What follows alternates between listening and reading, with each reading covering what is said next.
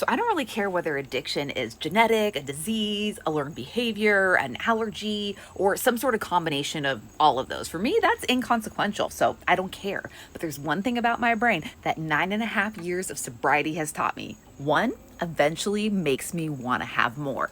There's something in addiction called the phenomenon of craving, and this is what that looks like for me. It doesn't necessarily mean that I have something once and then I immediately lose all control. In fact, that's part of what makes it so deceptive. For example, I can tell myself I'm only going to use this substance, say, like on weekends. And for a while, I might actually do that. Then I start thinking about it during the week. Then I make an exception. Then I make another exception. And slowly, something I was doing occasionally becomes something I'm thinking about, planning around, negotiating with, and eventually doing maybe morning, noon, and night. That's the phenomenon of craving in my life. One doesn't stay at one. If I put something in my body that flips that particular switch in my brain, I eventually want more. Maybe that takes a week, maybe it takes a month. Maybe I can stop completely for a period of time, but if I pick it back up, eventually that phenomenon of craving comes back. And eventually I can find myself managing my entire life around something I supposedly have under control. So freedom for me didn't come from finally figuring out whether I'm genetically predisposed to addiction, whether it's a disease or exactly what happened inside my brain to make me this way.